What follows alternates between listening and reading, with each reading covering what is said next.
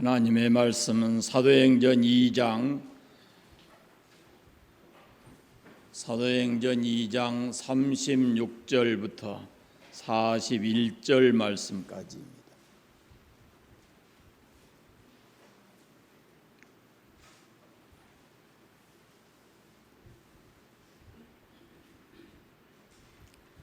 한 목소리로 합독해서 읽겠습니다. 그런즉 이스라엘 온 집은 확실히 알지니 너희가 십자가에 못 박은 이 예수를 하나님이 주와 그리스도가 되게 하셨느니라 하니라. 그들이 이 말을 듣고 마음에 찔려 베드로와 다른 사도들에게 물어 이르되 형제들아 우리가 어찌할꼬 하거늘. 베드로가 이르되 너희가 회개하여 각각 예수 그리스도의 이름으로 세례를 받고 죄 사함을 받으라.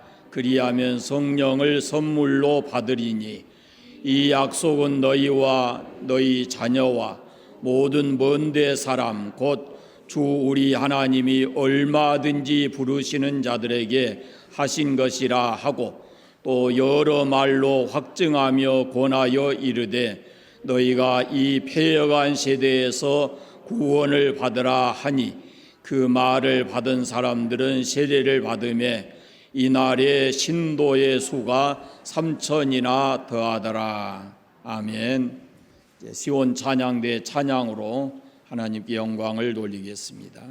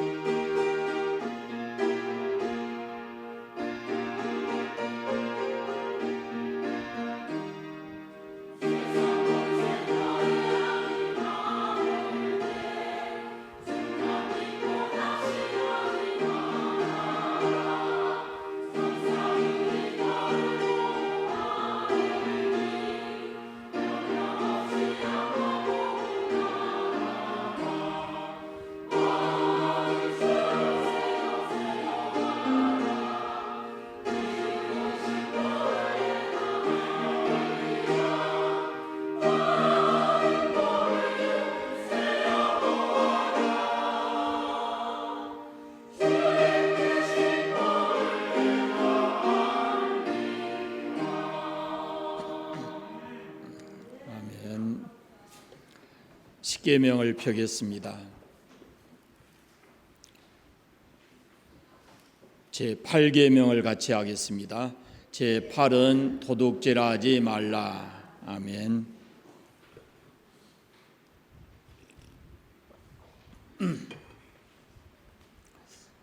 예수님은 공생의 3년 동안 이 세상에 계실 때 늘 그 주위에 사람들과 함께 있었습니다. 많은 사람들이 예수님을 따라다녔습니다. 그러나 사람들은 예수님을 잘 알지를 못했습니다. 그들이 예수님께 관심을 가진 것은 예수님의 능력과 예수님이 행하신 기적을 날마다 목격했기 때문에 그렇습니다. 그들은 예수님의 말씀을 통해서 병자가 치유되고 또 떡 5개와 물고기 2마리로 5,000명의 사람들이 배불리 먹고 또 귀신도 쫓아내고 죽은 자가 살아나고 풍랑을 잔잔하게 하고 권세 있는 말씀을 전하는 그 모습을 그들이 예수님을 통해서 본 것입니다. 그래서 그들은 예수님을 억지로 임금 삼고자 하기도 했습니다. 당시에 이 수많은 사람들은 예수님을 기적을 행하는 사람이나 좀 신기한 능력을 가지고 있는 사람, 이 세상에 어떤 특별하게 신적 존재로 그렇게 여겨졌습니다. 그래서 예수님께서 제자들과 함께 빌립보 가이사라 가셨을 때 이런 질문을 합니다. 사람들이 나를 누구라 하느냐라고 묻습니다. 그때 이르되 더러는 세례 요한, 더러는 엘리야, 어떤 이는 에레미야나 선지자 중에 하나라 하나이다 그랬어요. 그러니까 사람들이 예수님이 정확하게 누군지를 알지를 못한 것이죠. 예수님께서 다시 제자들에게 묻습니다. 너희는 나를 누구라 하느냐? 그때 베드로가 답하기를 주는 그리스도시요 살아계신 하나님의 아들입니다 라고 대답을 했습니다. 그 대답을 듣고 예수님 말씀하시기를 바요나 시모나 내가 복이 있도다. 이를 내게 알게 하니는 혈육이 아니요 하늘에 계신 내 아버지시니라. 또 내가 내게 이르노니 너는 베드로라. 내가 이 반석 위에 내 교회를 세우리니 음부의 권세가 이기지 못하리라 그랬습니다. 여러분, 마태복음 16장을 통해서 우리는 예수님이 누구시고 우리는 예수님을 어떻게 고백해야 되고 그분이 교회의 어떤 모습인가, 교회 안에서 이것을 우리가 확실하게 알 수가 있습니다. 그러나 교회를 오래 다녀도 예수님을 제대로 알지 못하고 예수님이 왜 복음인지 그것을 알지 못하는 경우가 많이 있습니다. 다시 또 중요하기 때문에 또 말씀드립니다. 예수님의 질문은 지금 나를 향한 질문, 우리를 향한 동일한 질문입니다. 너희는 나를 누구라 하느냐라는 겁니다. 이에 대한 대답도 우리가 베드로와 동일한 대답을 할 수 있어야 합니다. 주는 그리스도시요 살아계신 하나님의 아들입니다 라고 대답해야 합니다. 그러나 당시에도 예수님을 엘리야나 에레미야나 선지자 중에 한 사람일 거라 이렇게 생각하는 사람이 있었고, 지금도 이 세상에는 예수님을 구원자, 하나님의 아들 구원자, 이것보다는 세상의 성인들 중에 한 사람 정도로 생각하는 경우가 많습니다. 그래서 적어도 교회 안에 들어와 있는 우리만큼은 복음 되시는 예수님을 정확하게 알아야 합니다. 우리는 선지자를 믿기 위해서 이 교회에 온 거 아닙니다. 초자연적인 신을 찾아서 교회에 온 것도 아닙니다. 다른 사람보다 더 선하게 살려고 교회에 온 거 아닙니다. 나를 죄에서 구원해 주실 구원자, 그분을 만나기 위해서, 그분을 믿기 위해서 우리가 이 교회를 나온 것입니다. 그래서 교회 안에 복음은 곧 우리의 생명이고 우리의 영광이 되는 것입니다. 이렇게 주는 그리스도시요 살아계신 하나님의 아들입니다 라고 고백했던 베드로가 오순절 성령이 강림하신 후에는 그의 설교의 핵심이 뭐냐면 예수 그리스도를 선포합니다. 주 예수 그리스도를 선포합니다. 36절을 같이 읽겠습니다. 36절 같이 읽어보겠습니다. 그런즉 이스라엘 온 집은 확실히 알지니 너희가 십자가에 못 박은 이 예수를 하나님이 주와 그리스도가 되게 하셨느니라 아니라. 예수님은 그리스도이십니다. 예수님은 우리의 주, 우리의 구주이십니다. 그 예수님이 바로 교회의 머리이시고 그를 통해서 구원받은 우리는 그리스도의 몸인 교회가 되는 것입니다. 그러면 교회와 복음이라고 하는 것은 절대로 분리될 수가 없어요. 교회가 있으면 거기 복음이 있어야 되고 복음이 있는 곳에 교회가 이루어지게 되어 있습니다. 그러면 예수 그리스도의 복음이 무엇인가? 예수 그리스도의 복음은 첫째, 예수 그리스도는 구원의 성취자이십니다. 태초에 하나님이 사람을 창조하신 목적은 하나님과 함께 생육하고 번성하여 하나님이 창조하신 온 세상을 다스리게 하는 것이었습니다. 그런데 사단의 유혹을 받아서 하나님 말씀을 어기고 범죄함으로 인해서 하나님과 사람과의 관계가 깨뜨려진 것이죠. 인간의 범죄로 인해서 인간에게 그 죄의 결과로 찾아온 것이 뭐냐면 첫째는 하나님과의 단절입니다. 하나님과의 친밀한 관계가 끊어져 버렸습니다. 그 에덴의 동산에서 하나님의 음성을 듣고 하나님과 대화하고 함께 할 수 있는 그런 상태가 이제는 없어진 것입니다. 타락한 아담과 하와로부터 모든 인간은 하나님과의 관계가 상실된 모습으로 이 세상에 살면서 불행하게 신을 잃어버린 상태로 태어나 살게 된 것입니다. 하나님과 함께 동행했던 에덴 동산을 잃어버린 것뿐만 아니라 하나님과의 관계가 깨뜨려지고 하나님을 아주 잃어버렸습니다. 범죄의 두 번째 결과는 죽음과 사망의 심판입니다. 아담과 하와가 죄를 범죄하기 전에는 하나님께로부터 영원한 생명을 약속받았는데 그런데 죄에 대한 하나님의 심판은 사망이었습니다. 죄의 싹은 사망이요 그랬어요.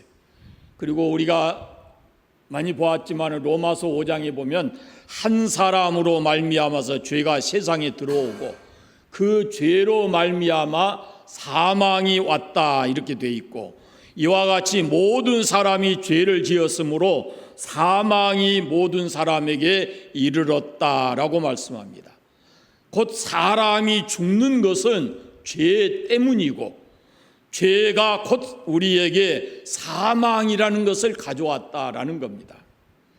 죄는 하나님과의 영원한 단절인 사망에 이르게 하기 때문에 가장 무서운 것입니다. 그 다음에 또 하나의 죄의 결과는 세 번째는 고통입니다. 아담에게는 수고하는 고통이 하와에게는 잉태와 해산의 고통이 더해졌습니다. 즉 하나님과 함께 할 때는 기쁘고 즐겁고 행복했는데 그런데 하나님 죄로부터 이제 죄를 짓고 하나님과의 관계가 깨지고 나서는 그 모든 축복은 고통과 저주의 삶으로 바뀌어버리고 말았습니다. 이처럼 죄는 인간에게 돌이킬 수 없는 죽음과 삶의 고통을 가져다 주었습니다. 이때부터 사람들은 뭘 하느냐 하면은 이 고통의 문제를 해결하기 위해서 노력을 합니다. 그런데 하나님과 상관없는 방법, 수단들을 찾아 나서는 겁니다. 그래서 성경에 보면은 이 문제를 해결하기 위해서 철학을 통해서 찾으려고 합니다. 철학적 논리와 증명을 답으로 만들어내려고 해요. 그런데 골로새서 2장에 보면은 누가 철학과 헛된 속임수로 너희를 사로잡을까 주의하라. 이것은 사람의 전통과 세상의 초등학문을 따름이요 그리스도를 따름이 아니니라 그랬습니다.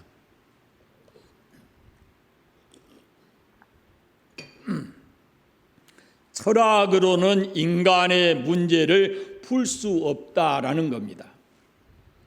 세상에 보면은 도시에 가면은 철학관들 많이 있잖아요. 그게 인생의 문제를 해결해 줄 것처럼 그렇게 유혹하지만 그걸로 인생의 문제가 풀리지 않는다는 겁니다. 해결이 안 돼요.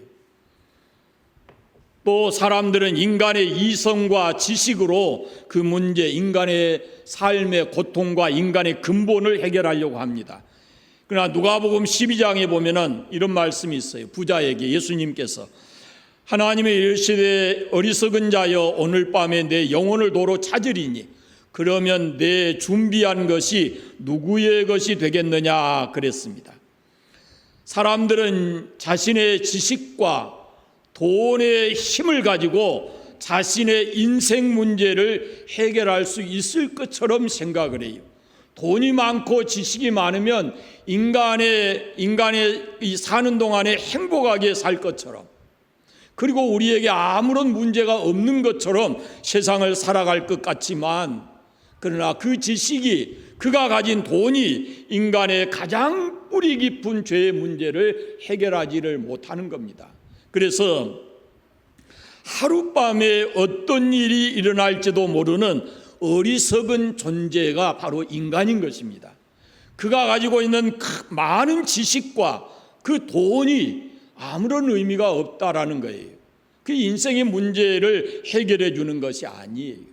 또 사람들은 고행을 통해서, 또 다른 종교를 통해서, 선한 행위를 통해서 우리가 신을 찾고 하나님 앞에 나아갈 수 있다, 이렇게 생각을 해요. 그러나 성경은 분명하게 말합니다. 예수 그리스도 외에는 하나님 앞에 나올 수 있는 방법이 없다. 내가 곧 길이요 진리요 생명이니 나로 말미암지 않고는 아버지께로 올 자가 없느니라 그랬습니다.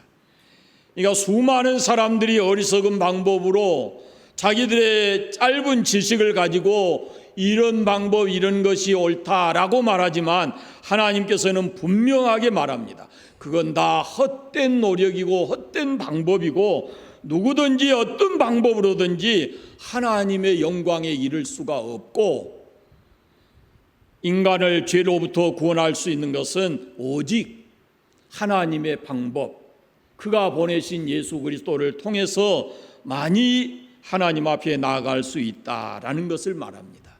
이것이 우리가 믿는 복음입니다.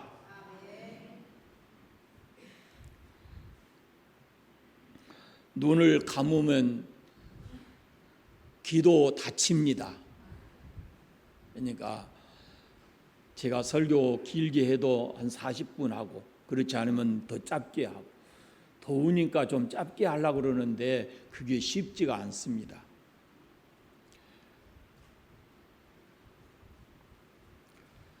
예수 그리스도께서 우리 가운데 오신 목적이 뭐냐면 죄인된 우리를 대신해서 죽으시기 위해서 오셨어요. 우리 죄를 담당하시려고 자신을 화목제물로 내주시고 세상의 모든 죄를 속하시려고 사람들을 위한 대속물이 되어주시려고, 그래서 예수님이 이 땅에 오셨습니다. 바로 이 예수님이, 십자가에 죽고 부활하신 예수님이 바로 우리의 구원을 성취해 주시는 구원의 성취자이십니다. 누구도 어떤 방법으로도 안 됩니다. 오직 예수 그리스도를 믿음으로 우리가 구원을 받게 되어 있습니다. 두 번째, 그리스도를 영접하는 자가 구원을 받습니다. 복음의 목적이 뭐냐면 세상을 좀 더 살기 좋은 세상으로 만드는 것, 적과 꿀이 흐르는 그런 동산을 만드는 것이 복음의 목적이 아닙니다.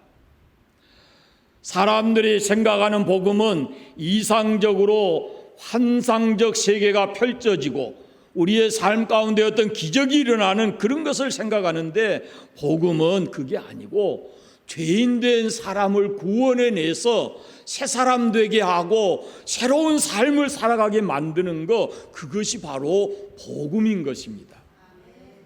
복음은 환경을 바꾸는 것이 아니라 사람을 바꾸는 것이에요. 38절을 다시 읽어보겠습니다. 38절. 베드로가 이르되 너희가 회개하여 각각 예수 그리스도의 이름으로 세례를 받고 죄 사함을 받으라. 그리하면 성령을 선물로 받으리니. 아멘. 사도 베드로는 단순히 예수님의 이름만 설교한 것이 아니고 회개하라 그럽니다. 회개하라. 베드로는 복음을 받아들이는 그 영접에 대한 말씀을 하는 것인데요, 말씀을 듣는 것으로 끝나는 것이 아니라 그 복음이 우리의 삶 속에 들어와야 된다는 겁니다. 귀로 듣는 것에 그치지 않고 그 복음이 내 안에 들어와야 된다라고 말씀을 해요. 사도 요한도 요한복음에서 영접하는 자, 곧 그 이름을 믿는 자들은 하나님의 자녀가 되는 권세를 주신다라고 말씀했어요. 영접한다라는 말은요, 받아들인다, 환영한다, 인정한다, 그런 뜻이에요. 그런데 사람들은 인정하지를 않았어요. 받아들이지 않아요.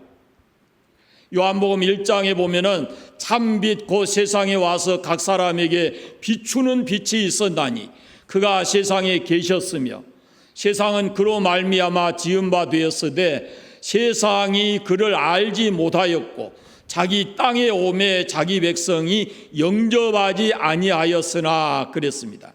예수님을 영접하지 않았어요. 사람들이 받아들이지 않습니다. 환영하지 않습니다. 인정하지 않습니다. 지금도 예수 그리스도를 영접하지 않고 종교적으로 알거나 예수님이 이러이러한 분이다라는 것을 머리로만 인식하고 있는 사람이 있어요. 그 머리에 있어서는 절대로 우리의 삶에 변화가 일어나지 않습니다.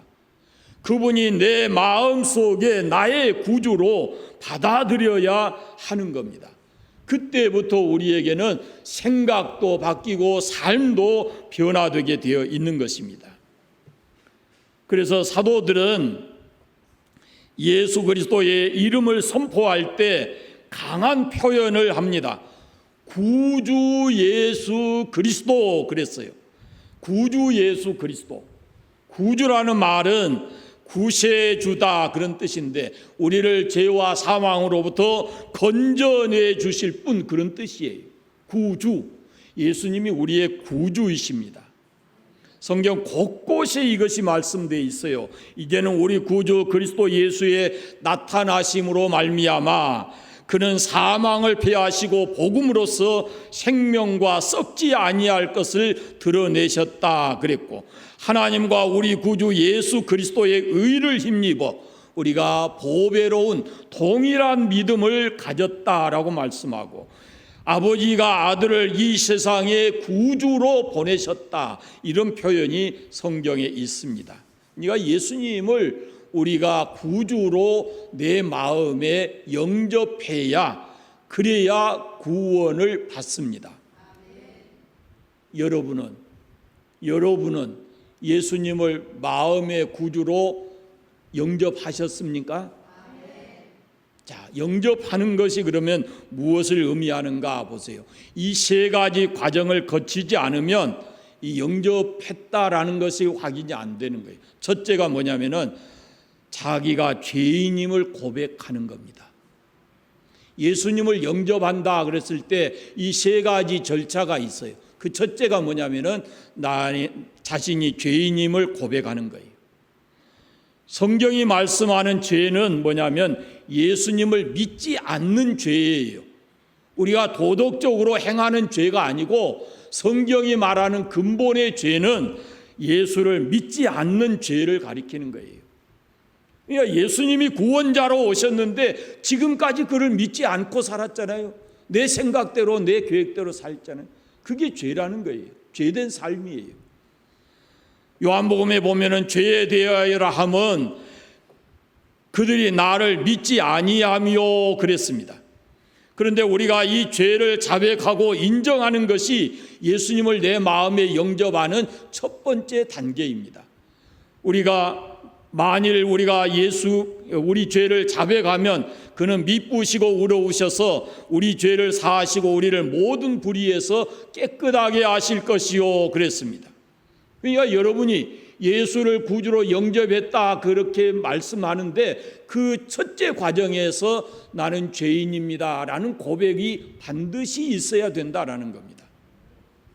만약에 이런 절차를 밟지 않았다면 여러분이 반드시 이 절차를 하셔야 돼요. 나는 예수님을 영접했다라는 것이 어떻게 증명이 되냐 그 말이에요. 두 번째, 예수님을 영접한다 그 말은 예수님께서 나를 위해서 죽으시고 부활하신 것을 믿는다라는 겁니다. 죄 문제는 어떤 사람도 해결할 수 없는데 예수님께서 나를 위해서 십자가에 죽으시고 다시 살아나셨다라는 것을 우리가 믿는 것, 그것이 곧 예수님을 내 마음에 영접하는 것이에요. 그래서 요한복음 1장 12절에도 영접하는 자 곧 그 이름을 믿는 자들에게는 그렇게 말씀해요. 영접하는 것과 이 예수님을 믿는 것과 동일한데 예수님 믿는다는 것은 그의 죽으심과 부활을 믿는 거예요. 그럼 제가 늘 말씀드리잖아요. 이것을 믿는 것이 과정이 어떠냐? 마음으로 믿고 입으로 시인하고 그리고 살아가는 것. 그 말씀대로 살아가는 거거든요. 그러니까 내가 마음으로 믿는다 그 말은 예수님을 내 마음에 영접하는 것이다 라는 겁니다. 세 번째, 영접하는 과정의 세 번째, 예수 그리스도를 이제 나의 인생의 주인으로 인정하고 살아가는 겁니다. 거기까지가 돼야 돼요. 로마서 10장에 보면 네가 만일 내 입으로 예수를 주로 시인하며 또 하나님께서 그를 죽은 자 가운데서 살리신 것을 내 마음에 믿으면 구원을 받으리라. 주로 시인한다 그 말은 예수님을 나의 주라고 인정한다는 거예요. 거기서 말하는 나의 주라는 말은 뭐냐면은 주인 그런 뜻이에요. 주인. 예수님을 나의 주인으로 인정한다라는 겁니다. 옛날 어른들은 결혼하면은 부인들이 남편을 보고 뭐라 그랬어요? 우리 집 주인 뭐 이런 표현도 하고 우리 집 양반 뭐 이런 표현 하잖아요. 여러분 주인이라는 것은요 나의 모든 것을 주관하시는 분 그런 뜻이에요. 내 모든 것이 그분에게 달려있다 그런 뜻이에요. 그러니까 나의 생명, 나의 영혼, 나의 인생, 내 삶의 모든 것들 그것이 바로 주인이 예수님이다라는 뜻입니다. 우리가 예수님을 영접한다라는 것은 바로 그것을 가리키는 거예요. 예수님이 내 인생의 주인이다. 나는 이제는 지금부터는 내가 주인 되시는 예수님의 뜻을 따라서 살아가는 것이다. 거기까지가 예수님을 영접하는 것입니다. 첫째, 죄인임을 고백해야 되고, 둘째, 십자가의 죽음과 부활을 믿어야 되고, 셋째, 예수님을 나의 주로 인정하고 살아야 돼. 그것이 영접하는 거예요. 그 과정이 있어요. 자, 이제 마지막 세 번째는 그리스도의 복음은 확장돼야 됩니다. 39절부터 41절까지 말씀을 읽겠습니다. 이 약속은 너희와 너희 자녀와 모든 먼데 사람 곧 주 우리 하나님이 얼마든지 부르시는 자들에게 하신 것이라 하고 또 여러 말로 확증하며 권하며 이르되 너희가 이 패간 세대에서 구원을 받으라 하니 이 말을 받은 사람들은 세례를 받음에 이날에 신도의 수가 3,000이나 더하더라. 아멘.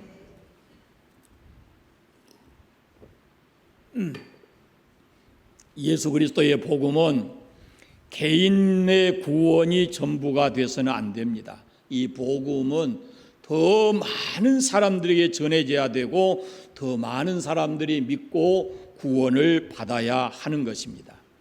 그러니까 예수 그리스도의 복음은 전해져야 된다 그런 말씀이에요. 사도행전에 보면은 복음은 개인을 넘어서 폭발적으로 많은 사람들에게 전해졌고, 그리고 그 많은 사람들이 예수를 믿었다라고 기록이 되어 있습니다.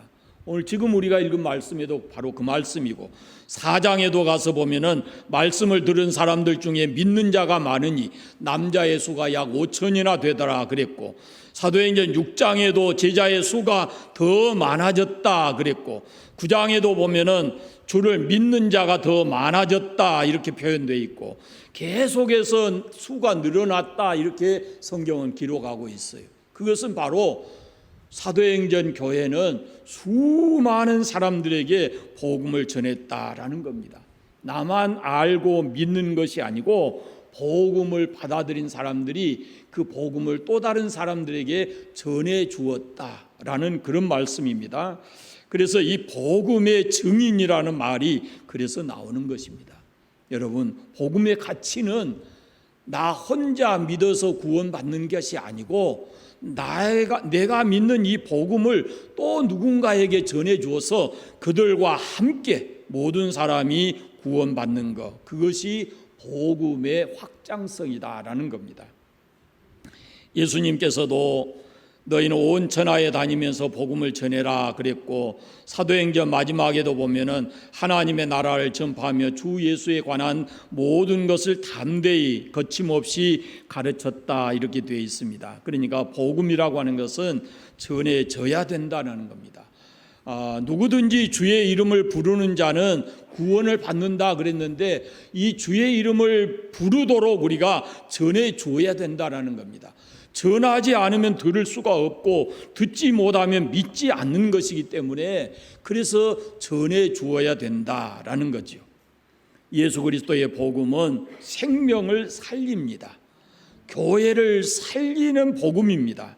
우리를 살렸을 뿐만 아니라 또 많은 사람들을 살릴 수 있는 복음입니다. 우리의 삶을 바꾸는 복음입니다.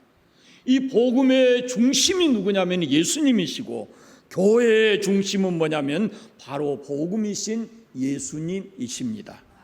우리는 이 복음이신 예수님을 내 마음속에 영접해서 그를 나의 주로 믿고 살아가는 사람들입니다.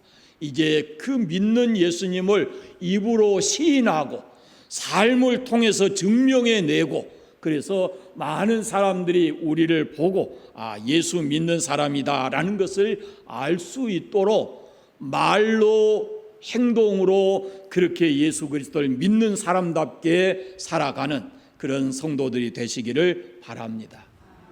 기도하겠습니다. 하나님 감사합니다. 우리를 예수 믿게 하시고 오늘 다시 이렇게 주의 전에 나와서 예배드리게 하시니 감사합니다. 관산교회에 있는 모든 성도들이 예수 그리스도를 확실히 믿고 구주로 영접해서 하나님의 백성다운 삶을 이 땅에서 살아가게 하시고, 또 하나님이 약속하신 하나님의 영원하신 나라에 소망을 두고 하루하루 살아가는 삶이 되게 하여 주시기를 원하옵고 기도합니다.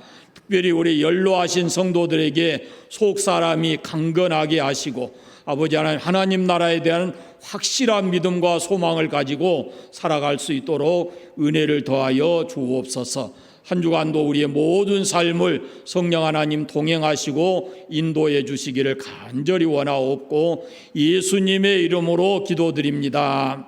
아멘.